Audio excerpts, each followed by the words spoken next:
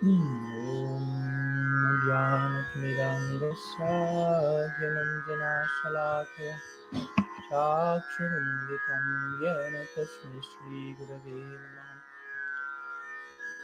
Namaha Sheshammanamapisapsiputram Matrashurupam Rupam Tasya Gajamurupuram Maturingashavatam Radha Kundam Girivaram Maho Radhikamadhavasam Prapto Yasya Pratitya Kripaya Shri Gurum Tamnatoshmi Vancha Kalpatarubhyascha Kripa Sindhubhyaiva Patitanam Pavanebhyo Vaishnavibhyo Namo Nikhila Shruti Male Ratnamaladiti Nirajita Tadapankajanta Aji Mukta Kulairupashyamam Paritashvam Harinam Shamshrayami Narapita Charim Chirat Karunayavatarnakalam Samarpaitamannatachvalarasam Savaktishyam Hari Purata Sundara Dhyoti Kadamba Sandipita Sadharidaye Kandaresh Purato Vasachinandana Janlambita Bujjo Kanakavadatu Sankirtanaika Pitaro Kamalaya Takshu Vishvambaro Dvijavaro Jugadharma Pala Vande Jagat Priyakaro Karunavataru Yadini Shakti Swarupaya Gauranga Suridaya Cha Bhakta Shakti Pradhanaya Gadadhara Namaskute He Krishna Karuna Sindhu Dinabandho Jagatpate Gopesha Gopika Kanta Radha Kanta Namastute Radhe Vrindavanadishe Karunamrita Vahine Kripaya Nijapadabja Dashanmayam Pradiyatam Bhaktya Vihina Aparadha Lakshaya Nityashtakamaditarangmadhye Kripamai Tvam Sharanam Prapanam Vrinde Namaste Charanarvindam Vrinde Namaste Charanarvindam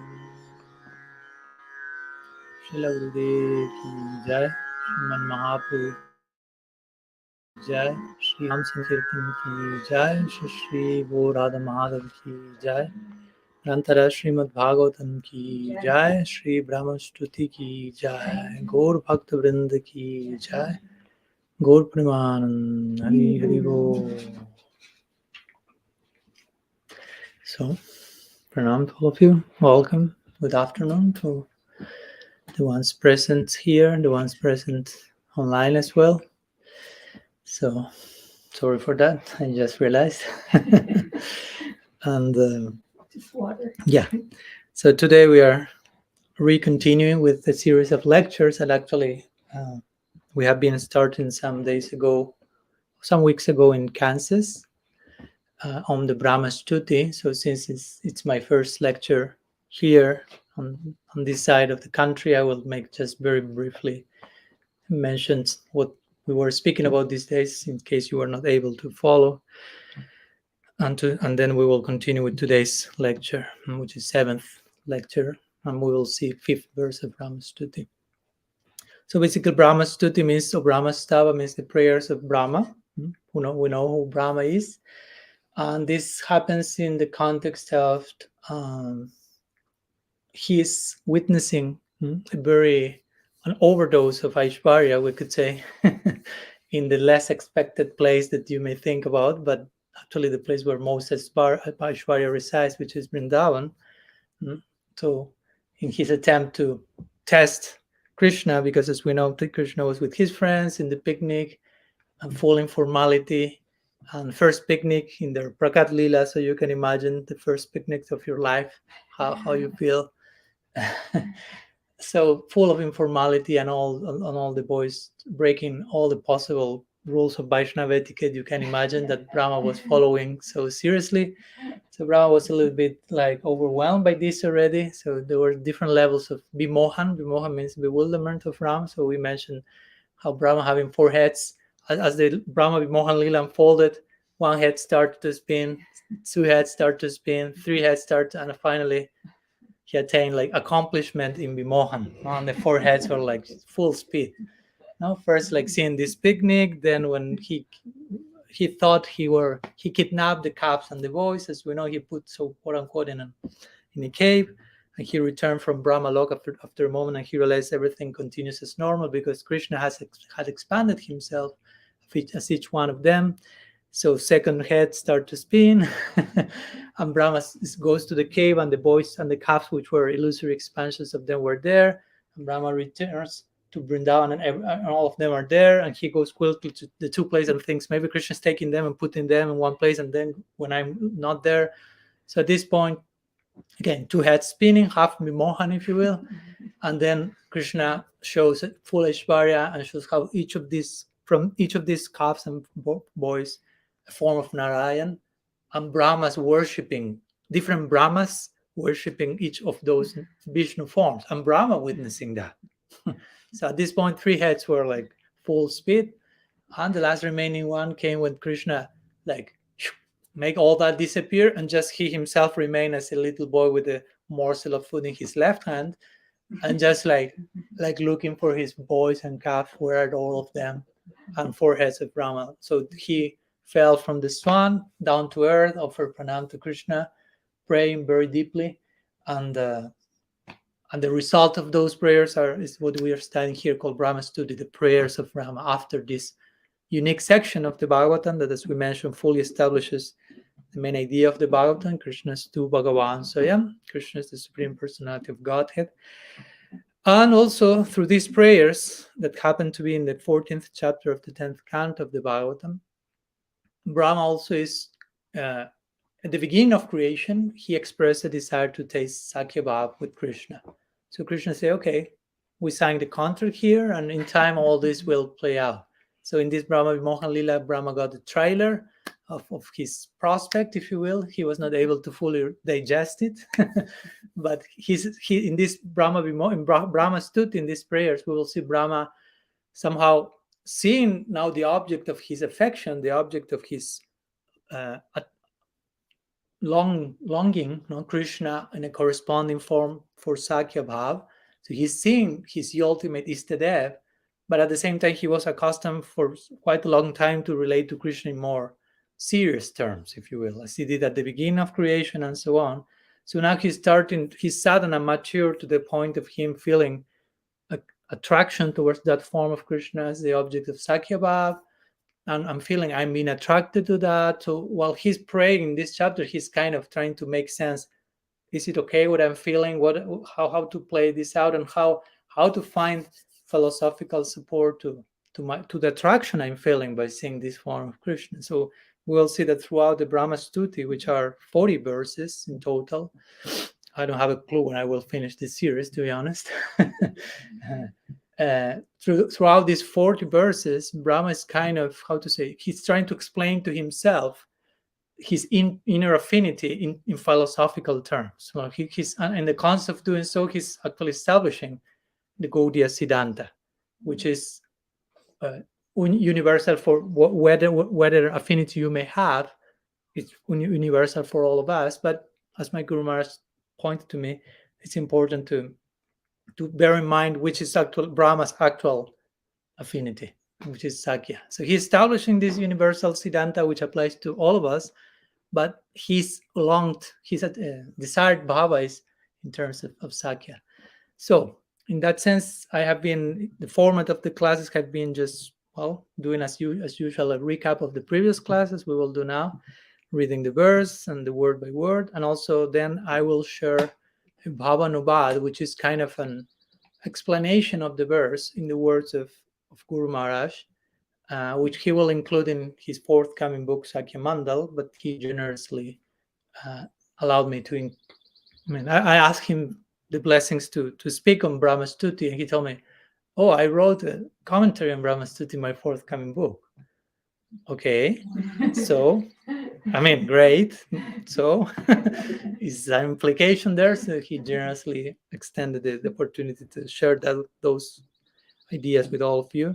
So I will be reading that, and after that, I will share in some other ideas according to the main other ancient, if you will, elder commentators and let's try to make sense all together about the ideas here. So today we will be seeing again verse number 5. So we have been already having 2 introduction classes and then 1 class per verse.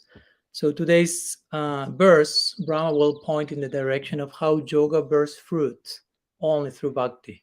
And the whole Brahma-stuti is a glorification of bhakti, directly or indirectly, by showing the glories of bhakti, by showing how other processes depend on bhakti to have success in their ultimate reach, and so on. And the more Brahma is getting to the conclusion of his prayer, he will become more and more, how to say, emotional in the context of Braja Bhav and glorifying the inhabitants of Braj. But before reaching there, he's making a case in a more, if you will, general Siddhantic way. But again, let's make some brief recap from the last class, the previous one given in Kansas some day ago, when we saw verse number 4. So I will read the verse for you quickly, share some ideas, and then we go to today's verse number 5. So in verse number 4, it's a pretty well-known one. Brahma is saying, "O Almighty Lord, those who discard bhakti unto you, which is the means to supreme blessedness, and strive instead to attain realization of the radically unqualified absolute, Brahman, are left in the end with nothing more than their own labor, like those engaged in threshing coarse husks devoid of grain." So it's a pretty well-known verse. So again, as we mentioned, throughout this whole stuti or prayers, Brahma is only praising bhakti, but sometimes directly, sometimes indirectly, sometimes saying how great is bhakti because of this, or indirectly by saying what happens if you don't include bhakti in the equation. So this is one of those examples. So of course in this verse Brahma is using the term Shreya Shritim, which means bhakti is the path to the highest auspiciousness. Shreya means the ultimate long-term auspiciousness, and Shritim means path, or the path of blessedness. So he mentions that, like he makes this point, this is bhakti, like positive definition. But then he says, if you practice gyan without mixing bhakti, and he's used some strong words and strong samples. Basically, that's useless. Basically saying other paths apart from bhakti, to begin with, and in the previous verse he's making a point, other paths that much more difficult than bhakti, and they depend on bhakti to give the results. They depend a lot on personal effort. They're not so much pointing to sheltering oneself in divine grace. While bhakti, in comparison, susukam kartamabhyayam, Krishna says in the Gita, bhakti is by comparison very easy to execute. Of course, that's not like a license for us to be lazy, because we can say, okay, no, our path is not about personal effort, it's just grace. And Guru Maharaj will say, you have to make effort in order to get grace. Yeah, it's about grace, but you have to do something for that to happen also. And you have to do considerable effort nonetheless.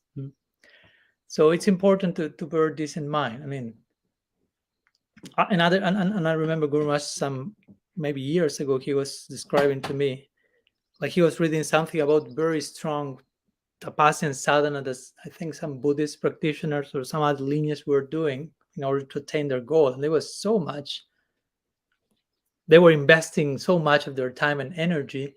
And he was saying, although our path is of grace and so on, we should learn from that also. We shouldn't say, oh, they're just wasting their time because they're not mixing their practice with bhakti or something. Even if that would be the case, you should be learning.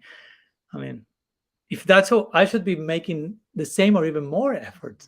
It's not that with less effort, I attain more in bhakti.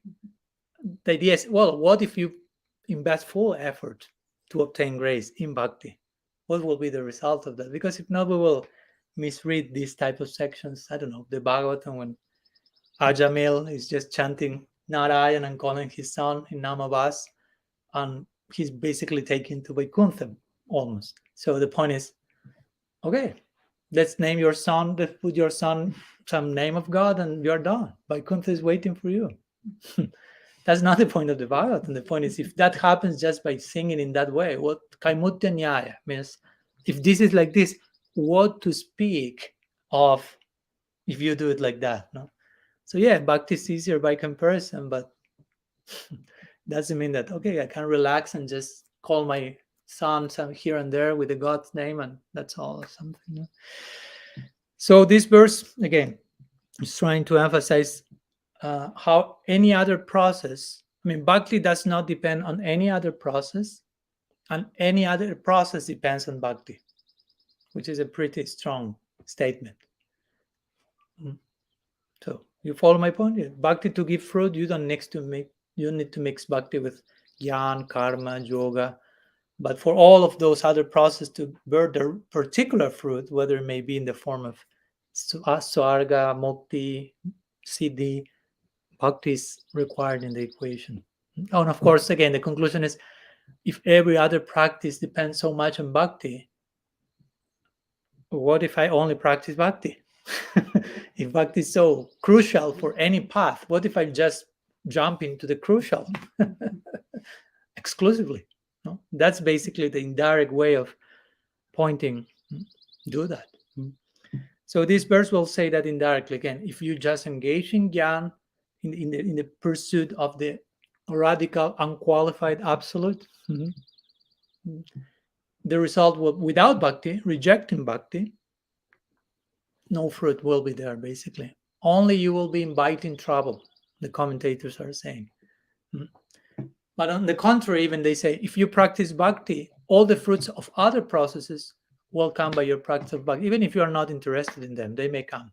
I said, just like concomitant effect, something like that. So whatever situation you are in, the Bhattan say, akamo, sarvakamo, moksha kamo. If you have all desires, non-desire, some desires, one desire, two desires, whatever they may be, practice bhakti. And whatever you desire, that will come. Of course, our school is to practice in a particular way, but the point is, bhakti can afford anything, basically. But some people may not have full faith in that. They may feel that sounds too easy because they do not have faith in the power of bhakti, basically. So some other approaches are there. So the previous verse to this one, I'm sorry, we are still in the recap. The previous verse to this one, which was verse 3, a famous verse, Gyam Prayasada Pasyana Manta Eva, there Brahma was promoting Gyan Sunya Bhakti. Reject all this Gyan approach and just Namanta Eva, surrender to Bhagavan. You will be conquering the unconquerable, he's saying there. And this verse is saying the opposite thing. What happens to those? No, third verse say, reject Gyan, embrace full Bhakti. And this verse is saying, what happens if you accept Gyan and reject Bhakti? And again, nothing happens. Or, if you want to put it better, something happens. The commentator says, with the example of the threshing of the empty husks, you will have only sore hands. Something happens. Sore hands, complete waste of time and headache. Something happens. If you want to put it more specifically, in connection to the example given. Of course, what this verse refers is to what sometimes called the Brahma-vadi and the Maya-vadi. Sometimes it's put in those words. The Brahma-vadi is he who wants to attain Brahman, to reside eternally in that phase of the Absolute, although it has no face, but an aspect of the Absolute. For whatever Sangha that person had as some scars in that direction. So that person will thread the path of Gyan, mixing it with Bhakti, but not rejecting Bhakti, not offending Bhakti. So that person eventually attained her desired goal. But there are some people who reject Bhakti altogether and thread the path of Gyan, rejecting Bhakti. Those sometimes are called Mayavadis, we call them. So that means they won't attain Brahman even because of offense to Bhakti. Because again, any process depends on Bhakti, Gyan, any other process. So basically that's the idea of the previous class. And today Brahma will contrast this statement by speaking about how some yogis were successful in their yoga endeavors by mixing their paths with Bhakti. So he's coming and going, making the same point, if you will. No? What happens if you reject bhakti? What happens if you mix your practice with bhakti? But the underlying idea is not just mix your practice with bhakti. The idea ultimately is just embrace bhakti, as we will see.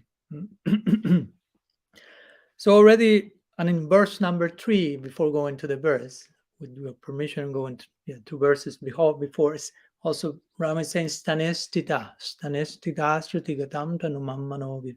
So stanestita meant no matter in which position you are in society, you just practice bhakti. So the Brahma is saying bhakti transcends varna ashram. It doesn't matter you are Brahmin, Grihastha, Kshatriya, man, woman, outcast, whatever. Bhakti. In other words, again, you don't need karma.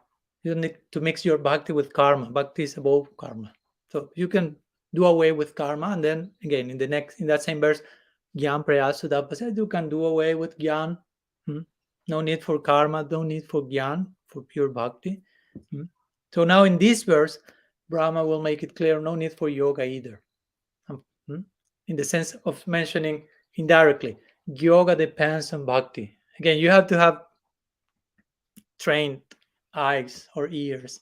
Now, when Brahma is saying yoga depends on bhakti, I mean, the good hearer will say, okay, bhakti is as we were saying the other day, the real deal. No? So basically, that's how Brahma is, from different nuanced perspectives, trying to make this point. Bhakti, bhakti, bhakti, and a type of bhakti again. He already spoke about Gyan Sunya Bhakti. This bhakti devoid of a desire for mukti, devoid for separate interest, the very definition of Sudha Bhakti, Uttam Bhakti, Rupa Goswami is given Anyavilasita Sunyam, Jnana Karmadina Britam. Rupa Goswami says, Gyan Karma Adi Anabritam. The type of bhakti that our Gaudiya school pursues is anabritam, means unencumbered by Gyan, already that point was made, by karma, already that point was made in previous verses, and it will continue to be made. And Adi, Gyan Karma Adi. Adi means etc. So etc. means everything else that is not karma nor Gyan falls into that category. So yoga falls there, and so on. So real bhakti is unencumbered by all those things. You don't need all those. Although you may be doing some of those things for some reason, it's not that you need them for bhakti to bear fruit. So when this verse will speak about yoga, the commentators will mention, in this case, yoga can refer to Ashtanga yoga, Patanjali's system, or also can refer to Nishkam Karma yoga, which is kind of in between karma and Gyan. Because karma in itself may be like karma kanda, following varna ashram and Vedic ritual for some desire for heavenly delights. And Nishkam karma is a step above, as we know from the Gita, is I execute my duties detached from the result. And that will invoke detachment, further detachment, Gyan, and that qualifies my situation for Gyan. So Nishkam karma is between Gyan and karma. So all the bases are covered, Brahma is saying. Maybe can be interpreted to us with Ashtanga, can be connected with Nishkam karma. Whatever the case, all of them require bhakti to be successful. And again, bhakti does not require any of them to be successful. So, in this particular verse, this will be made, and also as we will see, according to Vishwanath Chakravarti Thakur, Krishna will describe, will describe the main activities of bhakti, which are, which ones? Hearing, chanting. Okay, period. Hearing and chanting, yeah. Everything else will come from that. So that will be described here. So I'll read verse number 5. Sorry that I don't have anything to show with you to follow with me, but it says like this. It's the meter of the verse is Bamsa Shtabilam.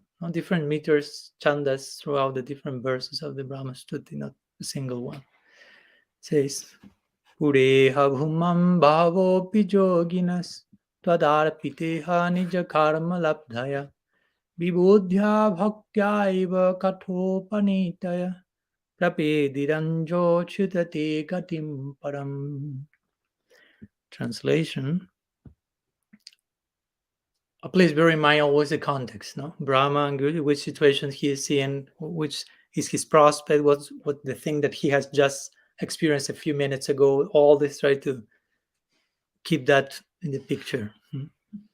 Oh, unlimited, infallible Lord. So still there is some Aishwaryas we see. No, it's not that, okay, yeah, Brahma wants Sakya Bhava, but he's not just in full Gopa Bhav and, hey, Pal, come, let's play. No, it's still like you are Bhagavan, because he's just realizing Krishna's too Bhagavan. So yeah, so it takes some time from thinking Krishna was an imposter. I will test him, understanding I want to be friend with him in Sakya Bhava, and in between you have to pass through some lessons. And the main one is Krishna's too Bhagavan. So yeah, so these 40 prayers will pound on that post, basically, no?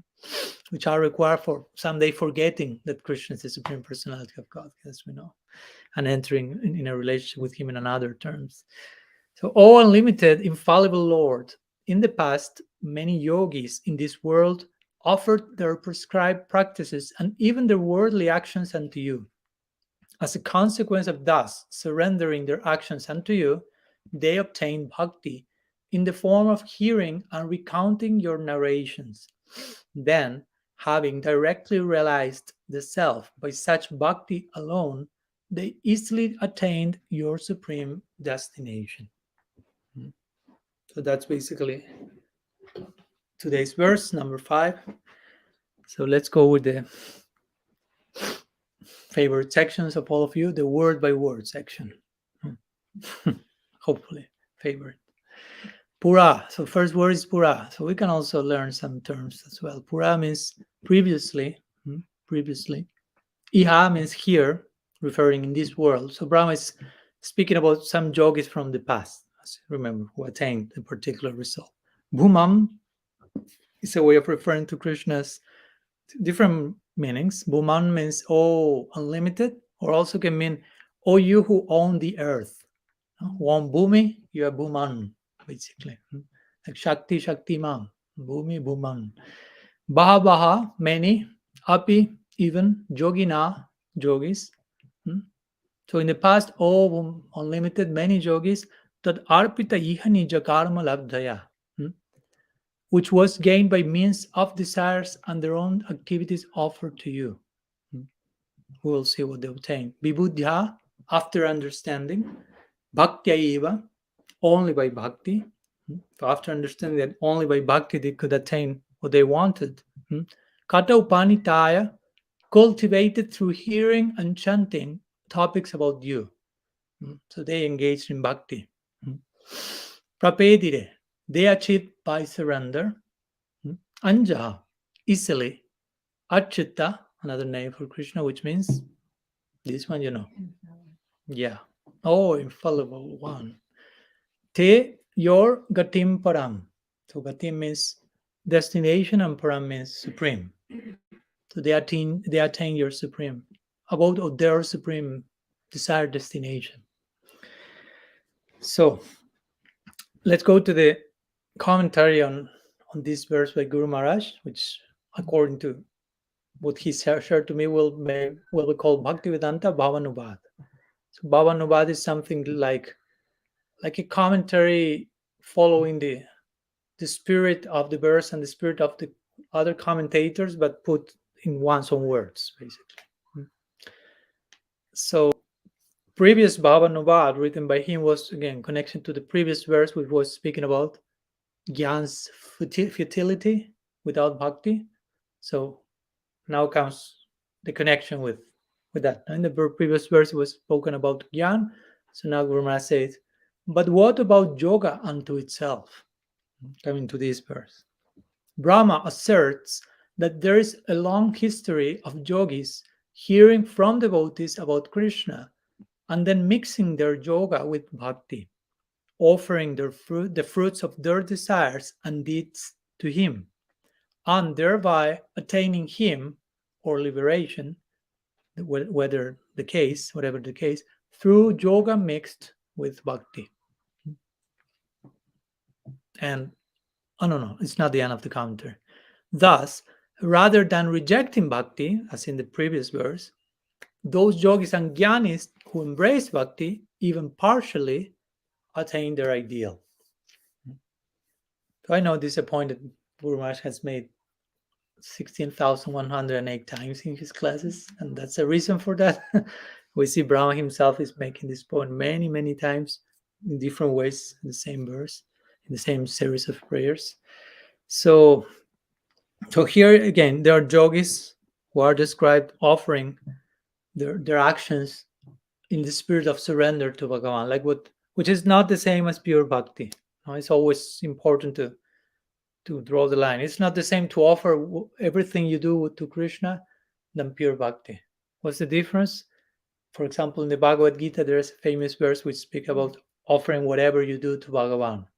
Chapter 9, verse 27, Yat karosi yat kisnasi yat yugosi dadasi yat tabasashit kaunteya tat kurusha madarpanam. Whatever you do, whatever you offer, whatever you give as a gift, whatever austerities you perform, do everything as an offering to me. Madarpanam. So that verse sounds like pretty wow. That's like highest of the highest. But actually, Acharya said no. Because in this particular practice, you are doing something and then you are offering that to Krishna.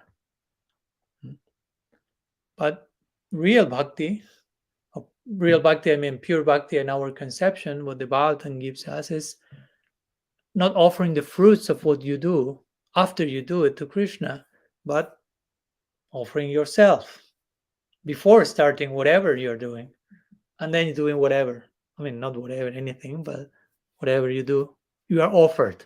You are the offering, if you will. You are prasad, to become prasad. That's the famous statement by Prahlad in the Bhagavatam. Shravanam kirtanam vishnu smaranam pasivanam archanam bandhanam dasan sakyam atma nivedanam iti pumsara pita vishnur bhaktis chenna balakshamam kriyeta bhagavatyada. Kriyeta bhagavatyada, he's saying. No, he mentioned these 9 aspects of bhakti: hearing, chanting, remembering, and so on. And then here's the word adha, which adha means different things, but generally translated as to do this practice completely. And almost all the commentators say completely means that the offering is identical with the act. It's not that there's the act and there comes the offering. No? Okay, I did all this. This is for you, Bhagavan. So, if you will, the self is first offered as the basis of the act. That's basically the idea of the type of bhakti that Prahlad is suggesting, with Saranagati as a foundation. Saranagati is already there as a preliminary condition before whatever a devotee is doing. That's basically the idea. Offering yourself, and basically there's no difference between the act and the fruit or the result of what's coming after between. So, of course, again, in this case, the situation of the yogis described here is a little bit different. And they are offering their practice or their whatever they may be doing for the pleasure of Bhagavan at some point. That's mentioned in the Yoga Sutras of Patanjali. He says, Ishvara Pranidhana. One has to surrender to Ishvara. So there's place for, at some point of one's yogic discipline, to do that. There's this famous yoga acharya called Krishna Amacharya. You may have heard about him. He was the guru of Iyengar and Patabi Joyce, who are quite well known nowadays. Their guru was the same one called Krishna Amacharya. And actually, he was a Sri Vaishnava. But he was a yogi at the same time. He will say that the goal of yoga is Vaikuntha. Interestingly. In this case, mostly it may be Shantarasa. That's the more like yogic prospect into the Vaikuntha, like more, as Maharaj will say, like beatific vision of the reality there and so on. So that's also a little bit this difference between how a yogi will include bhakti in their equation and how we as prospective bhaktas are trying to including ourselves in the bhakti equation. So the bhakti equation is already there, and we are expected to jump And that's all basically. So let's go to some of the elder commentators. Till now we have seen just the verse and Guru Maharaj's Bhavanavad. We have some minutes, yeah.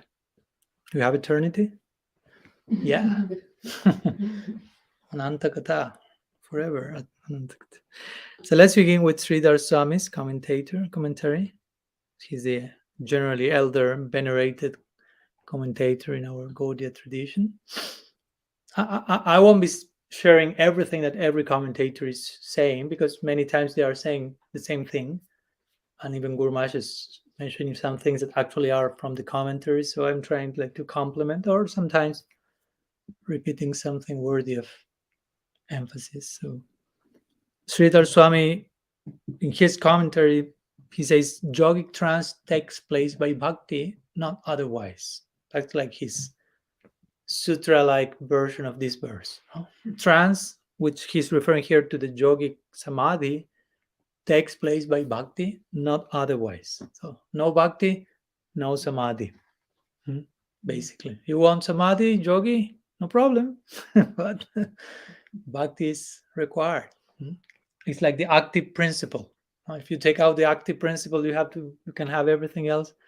You were saying yesterday, like Prabhupada will give that example. You can have lots of zeros, but if you don't bring the one to the equation, what's it mean? The meaning of having 1 0 and 10 million zeros is zero still. But if you have many zeros and you include the one, all those zeros now suddenly have some value. So bhakti is the one, if you will. So that's what Srila Swami says, basically, which is not little thing, but he's basically making this point. And again, if you study the yogic discipline, Yama, Niyama, Asana, Prana, from the beginning, Yama, Niyama, which are the preliminary foundation of conduct for the yogi before even sitting for asana and pranayama and dharan, pratyahara, dharan, dhyan, samadhi. First Yama, Niyama, and there you have Ishwar Pranidhan, which means surrender to Ishwar. Again, in a yogic way, at least. We won't try to make, there Patanjali is promoting the Sudha Bhakti of Rupa Goswami. No need to stretch the thing to that level. But he's making the point, you need that as a foundation before even sitting for the asana, sitting for meditation. So you need to have that like disposition. No? I surrender what I am about to do, my practice, so it can conduct me to my goal, samadhi, whatever. Let's go to Sanatana Goswami's then commentary. He will have a good number of things to say. His Brihad Vaishnav Toshani. The name of his commentary of the Bhagavatam is Vaishnav Toshani, which means for the pleasure of the Vaishnavas. That's the name of the commentary. So he mentions again, many of their commentaries are in connection to the previous verses. So he will say in the previous verse, as we mentioned, he will say that Bhakti is Shreya Shritim, which means the path of the highest good or auspiciousness. And then Sanatana Goswami says, these are not just words. Because you understand, no? His point. I mean, we have heard this type of thing so many times for decades, but somehow here we are. Here I am on this. I mean, here I am surrounded by you, so it's a blessing. But my point is, sometimes we take for granted these things. Oh yeah, bhakti is the highest thing, and just by chanting holy name once and sadhu sangha is the source. I know that one, Maharaj. So I don't need to repeat those things. I already know, but we are not walking the talk. We are not dancing the talk. So Sanatana Goswami saying that he would say that bhakti is a path of the highest blessedness. These are not just words, like implying if you are not there, what you are doing with your bhakti, how much seriously you are taking your bhakti, where you are now in your life and in your bhakti. I mean, because the potential of bhakti is that one, full blessing, full auspiciousness, and beyond your wildest imagination. This is not artavad. Artavad means exaggeration. As we know, to consider the things exaggeration is an aparat. To consider the glories of Srinam exaggeration is an opera, to consider the statements of Shastra about the efficacy of bhakti or sadhusanga is an opera. And I could add on some level to take those for granted. Maybe you won't say, oh, there's not an exaggeration, but somehow you take them for granted. That's some form of neglecting all those principles as well. So Sanatana Goswami saying the truth of this statement that bhakti is the highest of all auspiciousness has been verified many times in the past. So again, he's mentioning this in the context, in the past, many yogis attained perfection by that, like implying, even in the past, even the yogis, what speak of bhakti, even yogis acknowledge how bhakti is so crucial for success for a long time ago. So I hope you bhaktas over there are taking this idea even more seriously in the present. He's not saying this directly, but again, if you have an ear to hear, you will say, okay, that one went for me. Oh, that's for me. So again, these are not just words. Don't take bhakti for granted. We spoke about that. I don't know where already. Too many travels, but I think New Jersey. One point came this idea: don't take bhakti for granted. Of course, I was speaking in an audience mostly with second-generation devotees.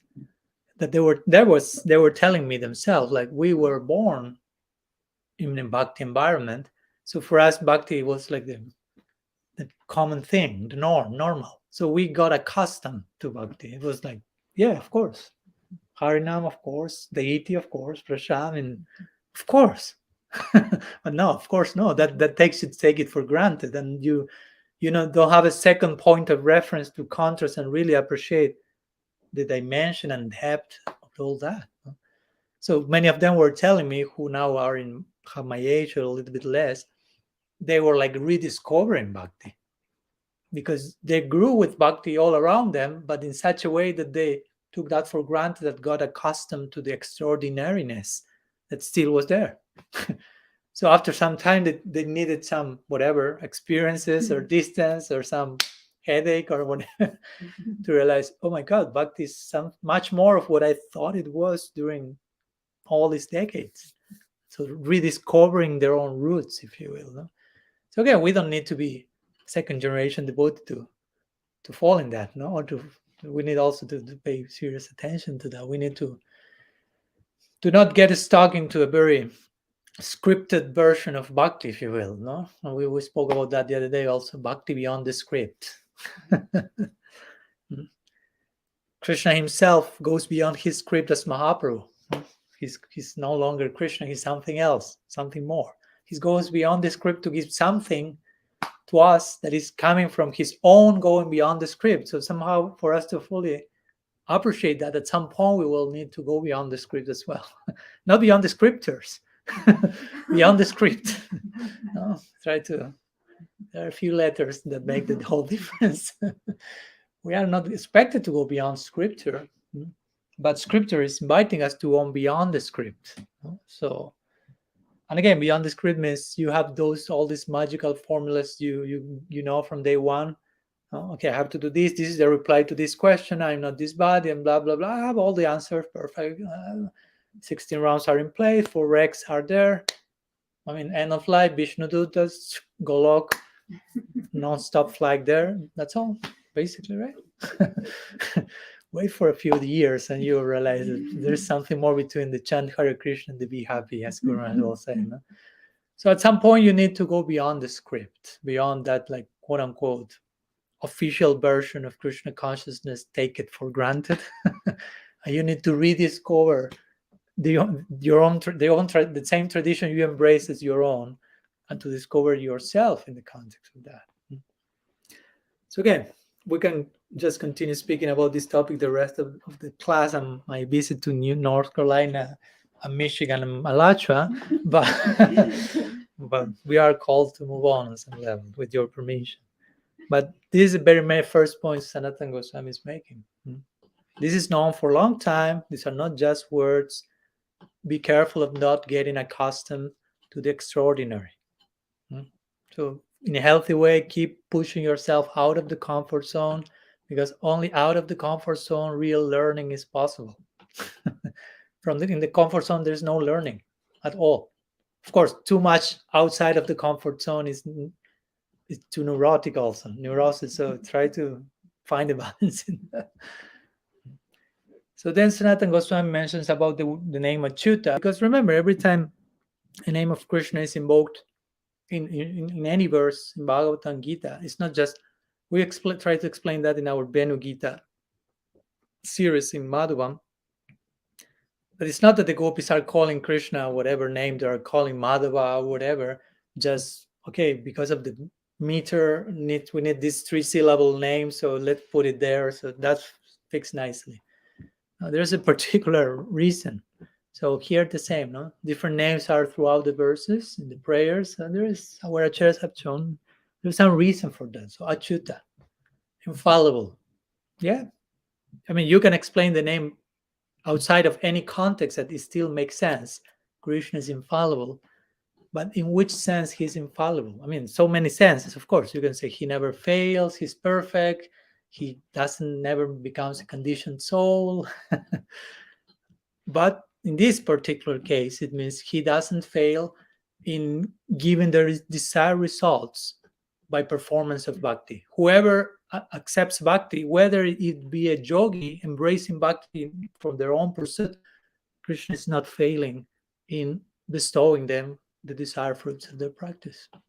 Again, what to speak if you embrace bhakti exclusively, how much Krishna is infallible in reciprocating with his loving devotees who took exclusive shelter in him. How much achyuta he becomes. If you will. He's always achyuta, but we can speak all levels of achyutaness. So achyuta means, again, this, he because of whom there is no fall. That's technically speaking how you have to explain achyuta. He because of whom there is no fall. In other words, you as a yogi took shelter in bhakti. Because of bhakti and because of Krishna being, obliged to bhakti, there is no fall. You will obtain what you need. Of course, you can extend that to the idea of nobody can fall from Vaikuntha just by having Krishna that name. If you play out the implications of Krishna's name by Achyuta, one of the conclusions is no fall from Vaikuntha, but that's another series. But Krishna, again, in other words, is he fully reciprocates according to each one's approach. According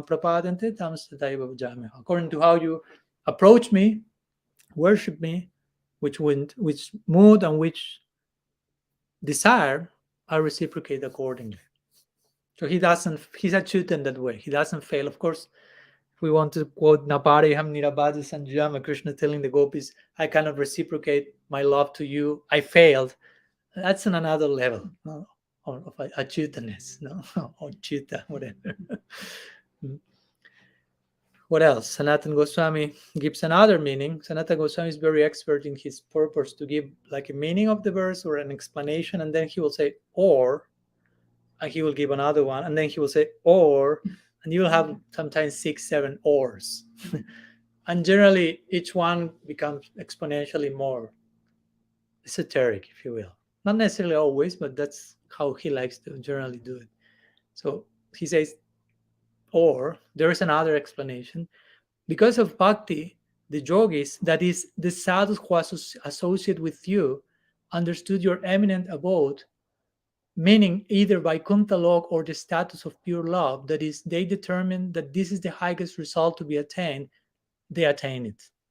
So here's given some other meaning which can apply a little bit beyond the yogis who want a yogic perfection, but meaning, okay, devotees who, or also there are different ways here. You can have the yogi who wants to attain whatever realization they want to attain, Santa Rasa and Vaikuntha, or even Brahman. There are yogis who they mix with bhakti, they attain it. But there are some others, this is the idea here, who originally started practicing yoga and they start to include bhakti and they start to become attracted to you, and eventually they just went for bhakti. So they attain you, the one who is in front of me, Brahma is saying, not I am Vishnu, this, that. No. So again, there are different possibilities on the same verse. Although in general, it gives some ideas. One idea the commentators give different nuances to that. And then Sanatana Goswami brings one objection. That's classical also from our acharyas. They try to make the topic very strong. This is called Nikanana Nyaya, which means Stuna Nikanana Nyaya, which means I have experience of that here, pounding the post. No, I do it with my forehead. One day I was pounding a post here and I just, whatever. It's part of the standard here. No, Syam Saki did it recently, so it's part of the local tradition. So the idea of Sunanikanana Nyaya means in order to make your point even more comprehensive, you do not only present your point, but analyze the counterpoints or the arguments against those points, refute them, and establish your point even in a more powerful way. So in this context, some of our acharyas may present arguments. So here Sanatana Goswami himself brings the arguments. Jiva Goswami does that a lot in the Sandarbha. That's wonderful. He presents arguments that, you could never even think of the positive points he's making, but not even about the arguments he's making. Even the argument was like, wow. Even maybe his opposers will never get to those arguments. He was even defeating the opposing party regarding what they should be saying to him.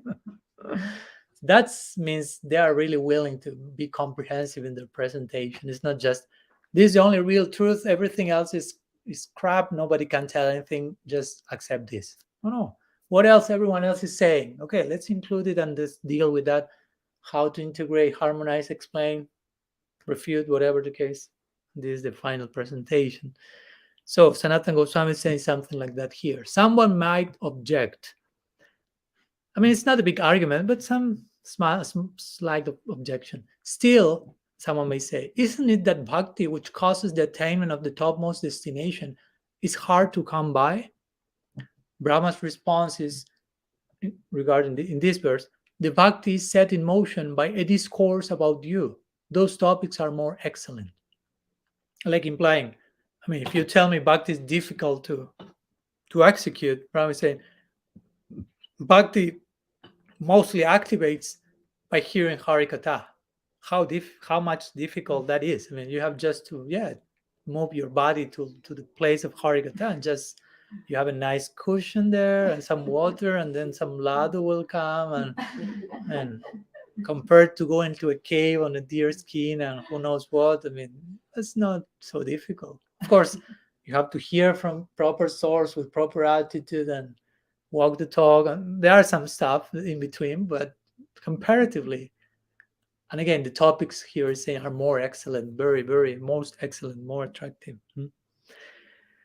So that's the result of sadhu sangha. You attain a taste for Harikatha. This is the Bhagavatam. Susruso shradadhanasya vasudeva kataruchim syan mahatsivaya vipra punya tirtha nishevana. This is said by association with the sadhus, increased taste for Harikatha is coming.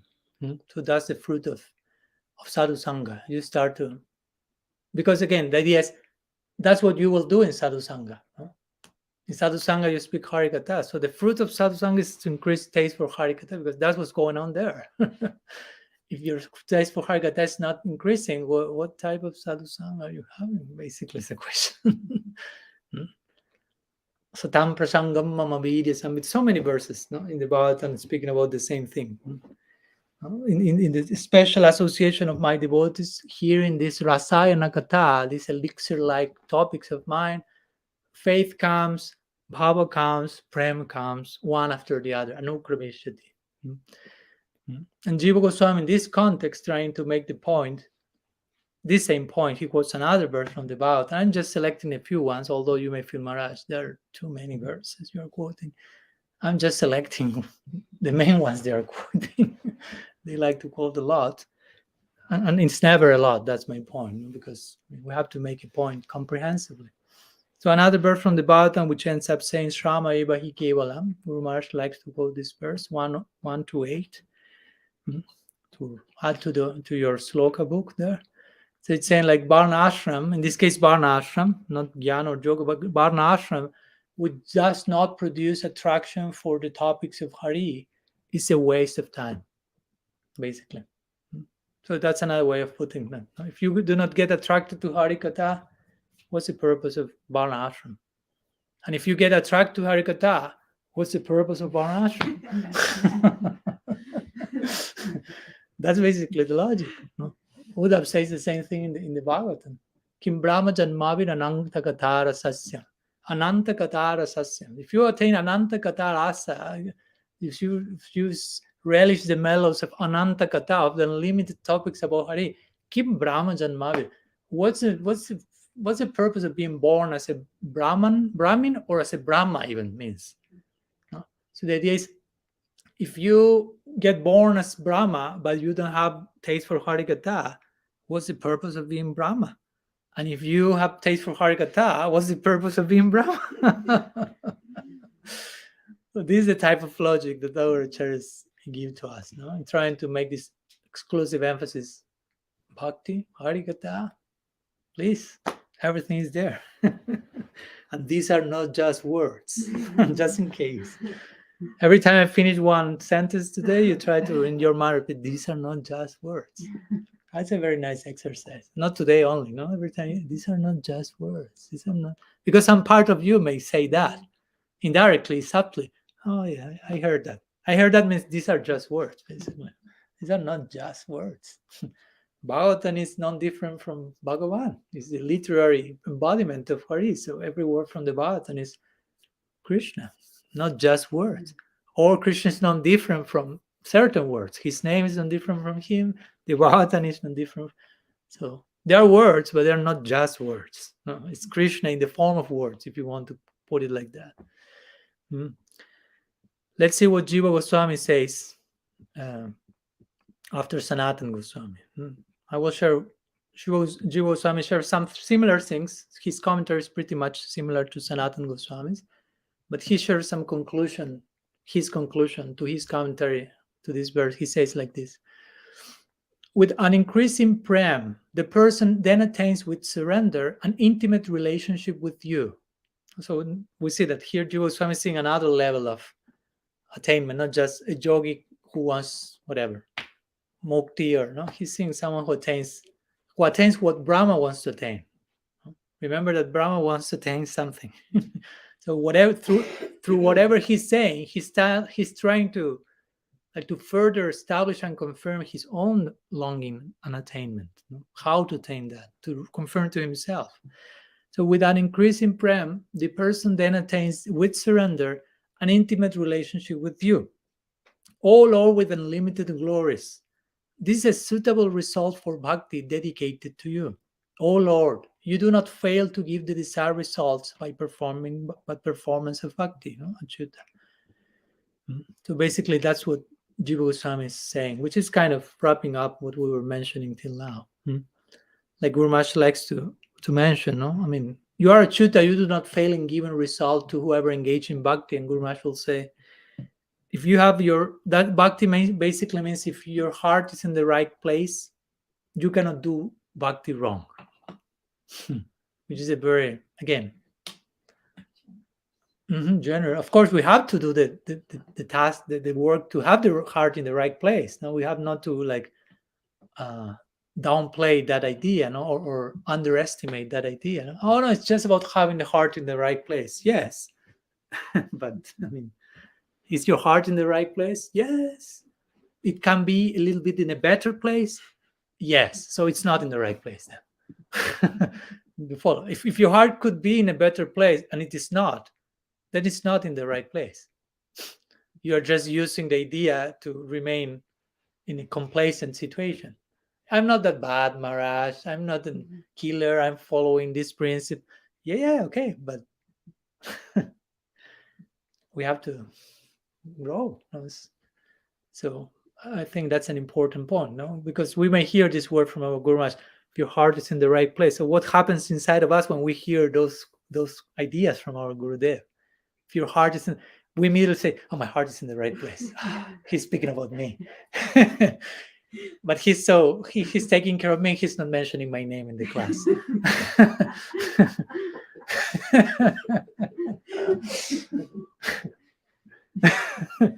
And And I'm so humble that I won't tell anyone that he was actually speaking about me.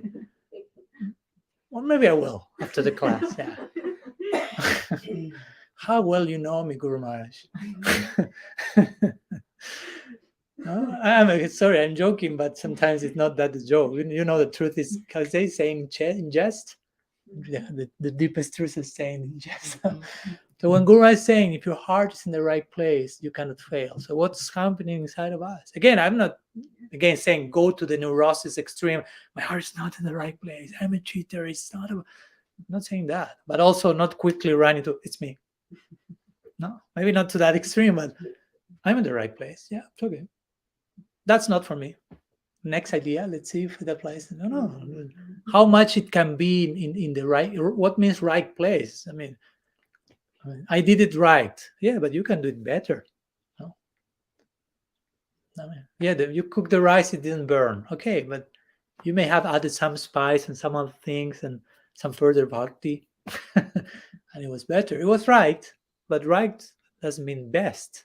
No? So the Guru said heart's in the right place. We have all the things. What does it mean for him to have the heart in the right place? Again, not to over demand ourselves, but also to see which is the trajectory that he's like presenting, the prospect.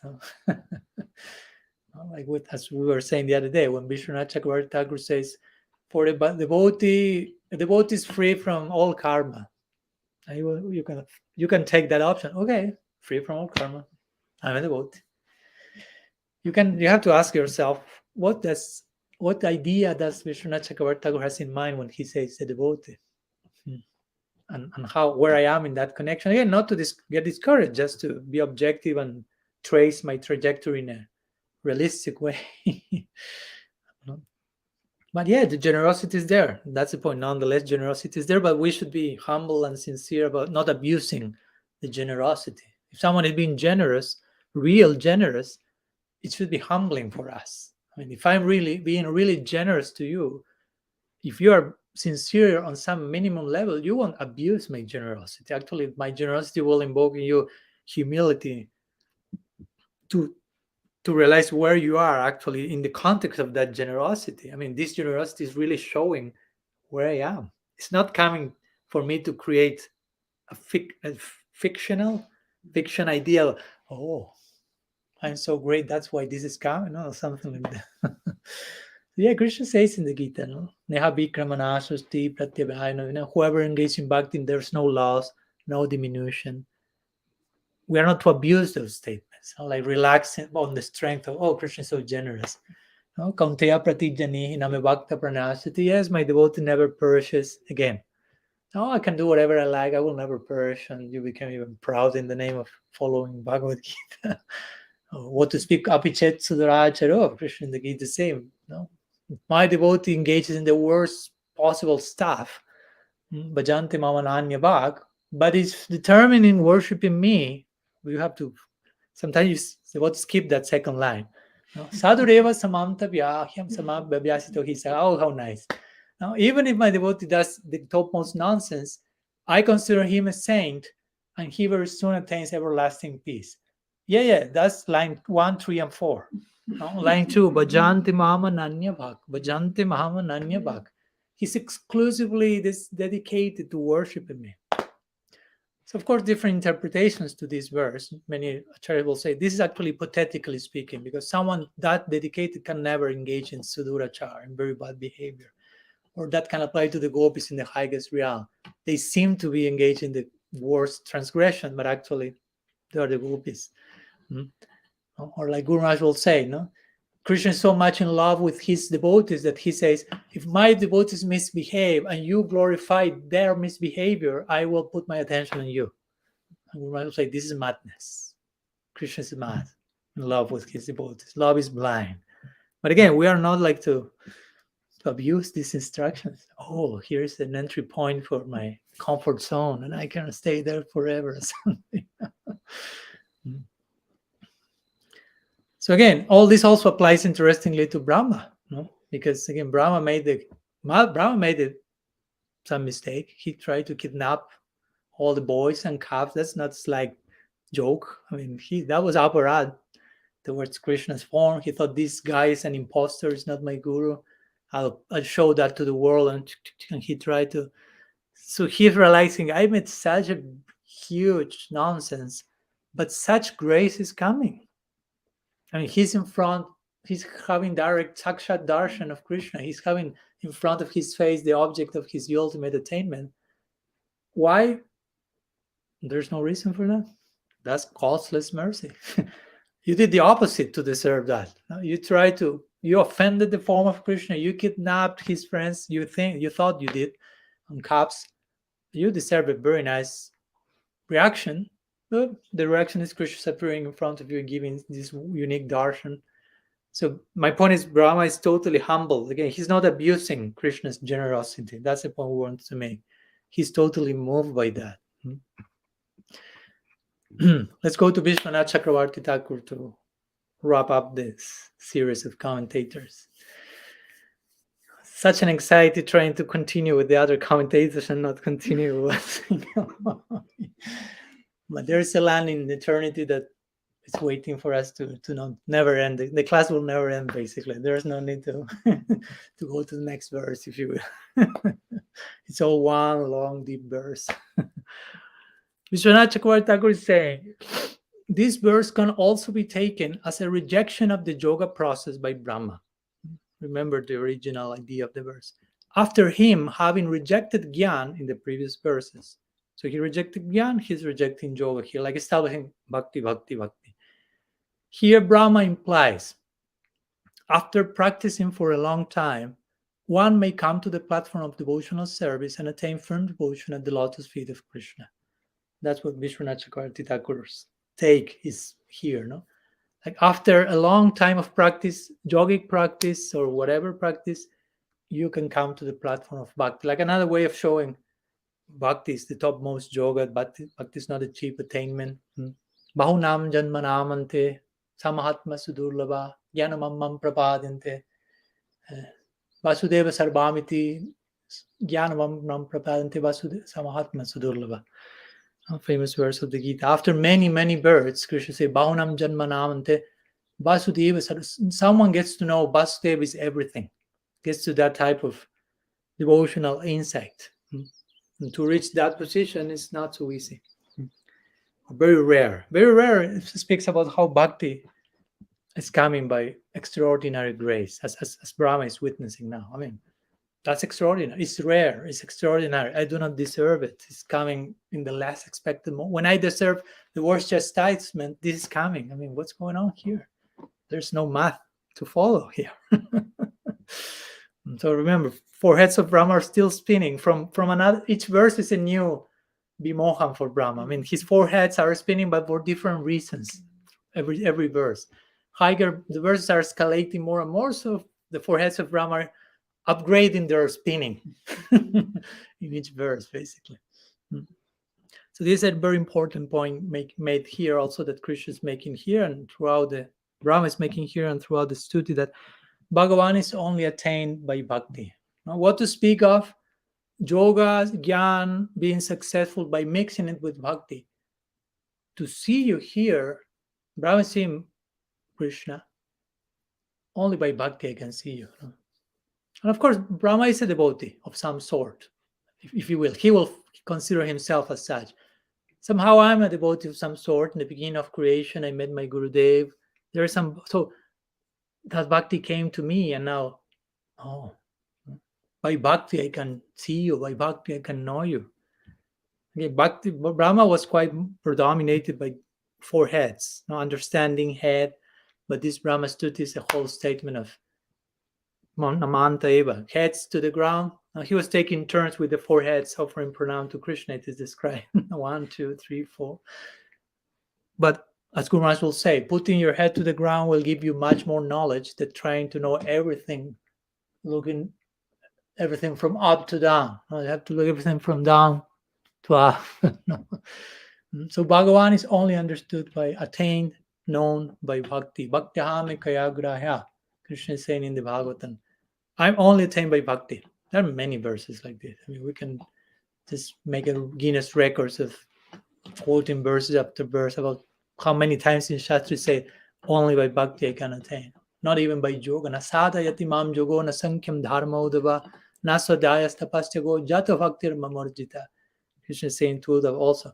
Not the study of the Veda, not Sankhya, no yoga, not all this stuff will make you attain me, but bhakti. And in the Gita, Yogi Nama Pisarvesham Madgatinanda. Of all the yogis, Karma Yogi, Gyan Yogi, Ashtanga Yogi, the topmost yogi is he who worships me with full love. Madgatinantaratmana, who has taken full shelter of me. Shradhavam Bhajate Ejuma, who has full faith. Yogi Nama Pisarvesham. According to me, here is Yogeshwar is speaking. So he can speak about yoga. He's Yogeshwar. According to me, the highest yogi is the bhakti, the bhakta. The highest yoga is the bhakti. So Krishna is not easy to understand. I mean, it's not a joke. It's not a cheap thing. And these are not just words. So what to speak of Braja Krishna? I mean, God is not easy to understand. What to speak of Braja Krishna and Sakya Bhav? That is specifically like bewildering feature for someone, a normal person, like boy in picnic and doing all the stuff that they are doing. It's not so easy. So Brahma is making here some emphasis from all possible sides on bhakti, because without bhakti you cannot understand Krishna, and he wants to not to understand but to attain Krishna, to love Krishna, to serve Krishna in a certain way. And he's realizing without bhakti this will never happen, and I want this to happen. I want so badly, you say in English? Okay. So he's making a very specific emphasis how much bhakti is required for this to happen. He's making the emphasis for himself to begin with, Brahma. I want to attain you in Sakya Bhav, but I realize this can only happen through bhakti, and through a very unique bhakti, Gyan Sunya Bhakti, brain dead bhakti, as listeners will call it. The one that is going on in Braj, where nobody knows you as God, but I mean, I'm having a glimpse of that, but now first I need to establish you are God. Krishna's tu Bhagavan, so yeah, but I'm having a glimpse of what comes next. So all the things are happening. Meanwhile, Brahma is praying. So again, this Brahma's wish, your ultimate wish, long-term goal, Sakya Bhav. So he himself is making this emphasis for himself to begin with, and of course, for anyone else who may like to follow in his footsteps to the pastures with Krishna's friends. So you just take notes in that case.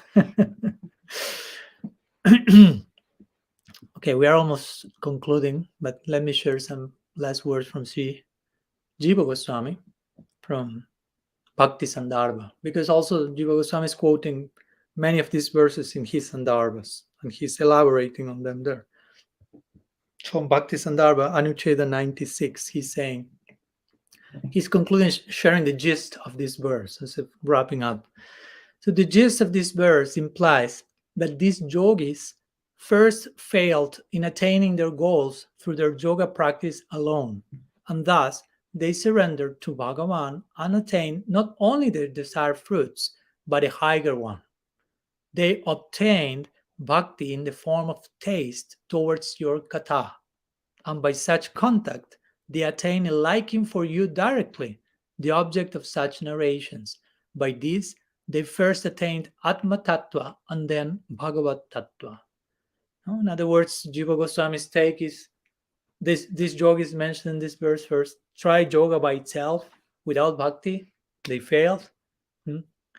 Then invoked bhakti, start to work, but eventually they realized, okay, but bhakti is the real deal, as we mentioned. So they went to bhakti.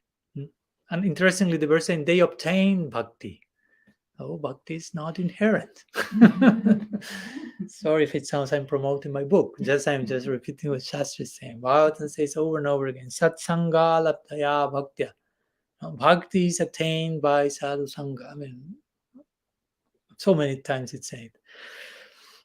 In the form of hearing your katha, they obtain bhakti, which of course for hearing your katha, you need sadhu sangha. No? I mean, nowadays you may put play, but there is some sound involved in the MP3 or whatever, no, recorded or the recording of what you are hearing. So sadhu sangha is there, and for that they attain again a liking for you directly. And first they obtain the realization of their own self, because they were after that as yogis. So that's what's kind of in their equation, in their minds. Atma Tattva, they obtain Bhagavat Tattva. They obtain you, Bhagavan. Again, there are different possibilities of that. Some of them by Vaikuntha Santaras, some of them higher and whatever. So again, in other words, this is an interesting point. For those yogis who fully embrace bhakti, like the ones that Jiva Goswami mentions here, their attainment, because here this verse is saying Parangatim, which means the highest thing, the supreme destination. So since the verse can be applied to those who attain Krishna, or those who attain even what they desire as the highest, Brahman, Santarasa, we can speak here that this idea of the highest destination, according to who it applies, can be the highest objectively speaking or the highest subjectively speaking. You follow? So for those yogis that Jiva Goswami has just spoken about, that fully embrace bhakti and attain Krishna in the highest realm, they are actually attaining the highest, objectively speaking, in terms of the rasa thermometer. Braja Krishna is the highest. But for those yogis who mix their yoga with bhakti to attain Brahman, Vaikuntha, they attain the highest, subjectively speaking. What's highest for them? Which mostly is these two options, Brahma or Santa, Rasa and Vaikuntha. And one more thing with which Jiva Goswami concludes, and he concludes saying that because he's speaking about bhakti and how bhakti allows one to know Bhagavan, and all the results of other practice are included there. So Jiva Goswami will conclude quoting one verse from the Bhagavad Gita, very important, nice verse, that shows that Gyan ensues, you say in English, ensues? What means? Like comes only from bhakti. In other words, whatever you need to know, you will know it through how to say, through love. Which is this verse. This is the 11th verse of the 10th canto, which is the last verse of the Chatur Shloki of the Bhagavad Gita. These fourth, like seed verses, according to Vishwanath Chakravarti Thakur, there are these 4 verses who kind of condense all that is in the 700th verse of the Gita, which are verses 8th to 11th, 10th canto. So this is the last one. Another one for the Shloka book. Tisami vanukampartam aham jnanajam tamaha nasayamyatma bhavashto jnana deepena bhashvata. So Krishna there is saying, this is a very interesting verse, has many layers of meaning. But basically he's saying, to those who are Tisami vanukampartam aham jnanajam tamaha nasayamyatma bhavashto jnana deepena bhashvata. Basically to those who are fully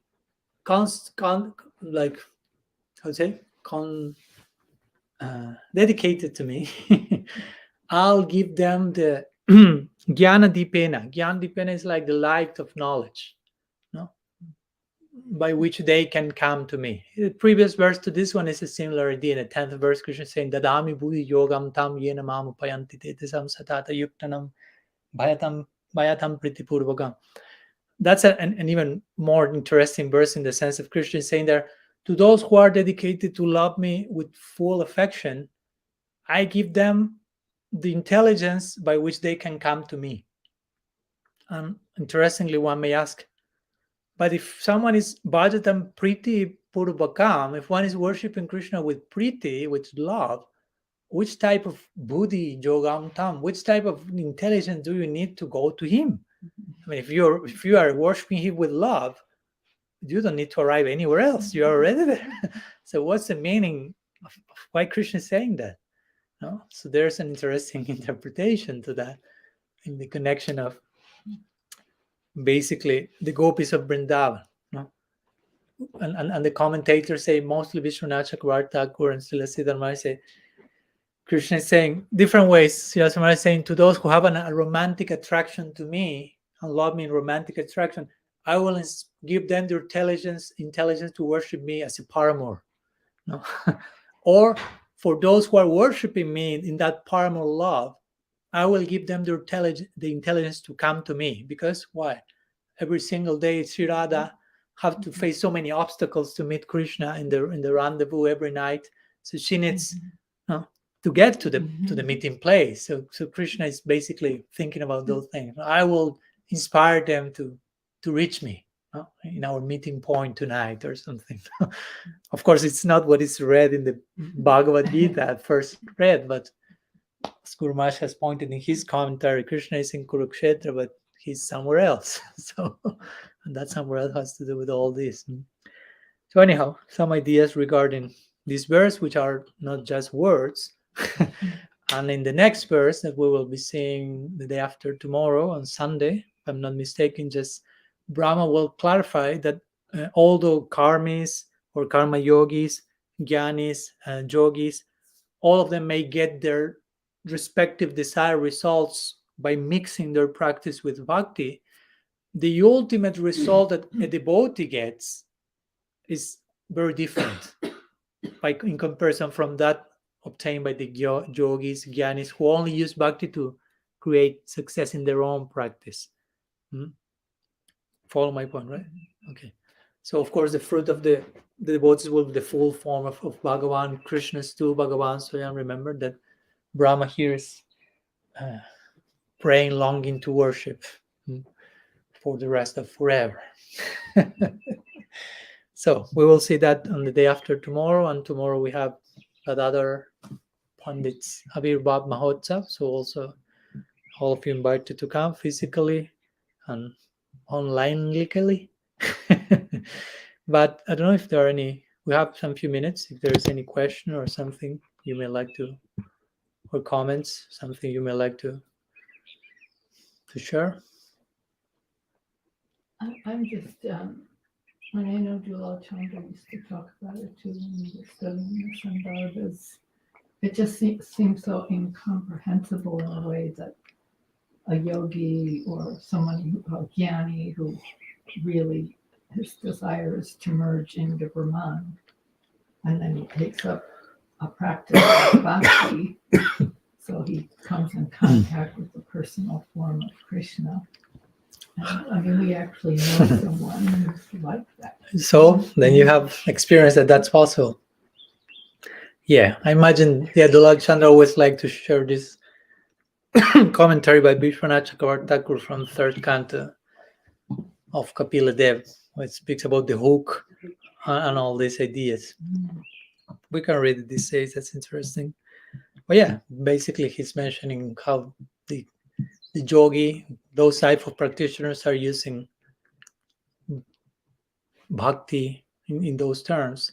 And again, it's for us, it's almost impossible to understand how someone can, but again, it's pretty subjective in the sense that for us it's difficult to understand because we are, once, if you want to put it, biased by bhakti samskars, no? So for us it's like, I mean, they're all attractive, I mean, see, no? But those, they have received such strong samskars in the direction of radical non-duality that they are, again, we know that some of them will turn to the all attractive, but some of them will have that particular goal in mind. And I mean, we know how powerful samskars can be. We know about that, maybe for bhakti or for conditioned existence. So just try to think, okay, gyan samskars are, as Guru Maharaj will say, that they are more powerful than material samskars. They're not more powerful than bhakti samskars in one sense, if you take bhakti from a certain way. But if you have samskar for material enjoyment, that can be strong. But in order to have gyan samskars, means you have to go beyond this world. So those samskars must be more difficult, more powerful, and therefore more difficult to live. So that's why generally to say that for bhakti it's easier that if you are a karmi, if you will, and not a jnani, because the karmi, yes, is influenced by karma, but material samskara, that those are not that powerful. So bhakti can, we may be more open to that, but the jnani is like, that's complex. So Krishna's always aware that they're not really going to ever turn to him and let, because it seems like. I mean, Brahman is part of him. We have to keep in mind this Right. point. No, we are speaking about the non-dual absolute, Advaya Gyan Tattva. I know it's important to keep Brahman Bhagavatam saying, Badanti tat tattva vidas tattvam jnanam advayam brahmeti paramatmeti bhagavaniti shabd. So the wise have described the reality, tattva, as non-dual consciousness, which expresses itself in the form of Brahman, Paramatma, and Bhagavan. So they want to go to Brahman for eternity. That's still the absolute. Of course, our Acharya will say that's hell in a Baba-like way, because if not, they are committing aparat towards the absolute. No? So for us, by comparison with the prospect we have for Bhakti Rasa and Lila and so on, I mean, nothing. But if you don't have those Bhakti samskars, eternal residence in Brahman, in comparison to some, for some it makes sense, and it'd be because of certain association. And so, but again, Krishna knows that because he's that as well. We have to be careful not to create this dichotomy and duality, like, okay, here's Brahman, and here's Krishna, and here's Paramatma, and so on. But they're all just one single non-dual reality, and there are different degrees of penetration on that. But we're speaking about the same thing, and that reality is the same thing. But how we approach that will, make us see that in one way or another.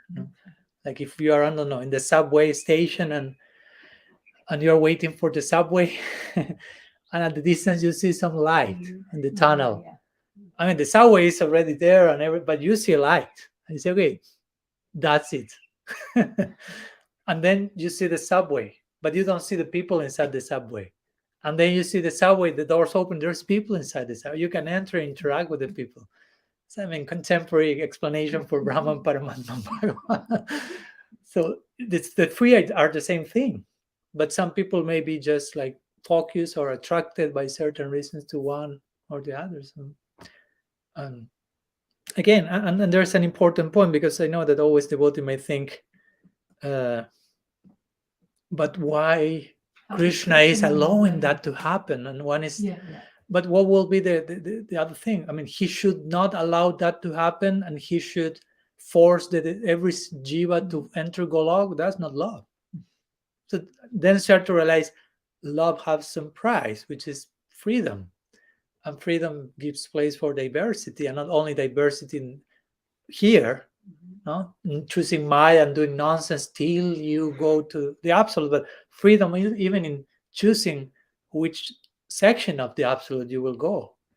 And I'm not only saying Golok, Ayodhya, or Vaikuntha, I'm saying Brahman. So that's part of, I mean, Krishna is allowing that to exercise our will. If not, we will be just robots. So that has some price. And he knows, he's omniscient. He will know the ultimate destiny of everyone. He's not creating that. The fact that he knows something doesn't mean that he's doing that, because if not, we are reduced to matter. and he's respecting one's will. I mean, that's pretty loving. I will say, to begin with. If I love you, I respect you as an individual, and I respect your choices. I may try to share some advice or ideas, but at the end of the day, you choose, and you're an individual. I don't want you without your choices, if you will. Of course, the idea is to polish our choices so we can, but there are levels and different choices on that level.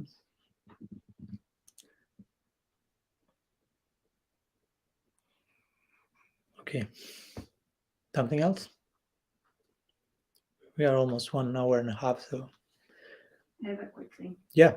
I was thinking when you were speaking about complacency and taking for granted the mercy, the offense of committing sinful activities on the strength of chanting the holy name. That's kind of like an offshoot of. Actually, this, I mean, we may be also taking for granted these 10 offenses, in the sense of, again, we know the script.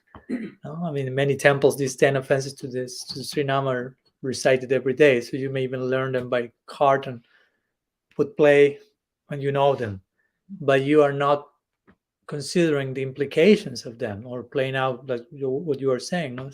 These offenses may also refer to this idea of taking for granted, or taking for granted may end up in this offense, and we need to engage in that type of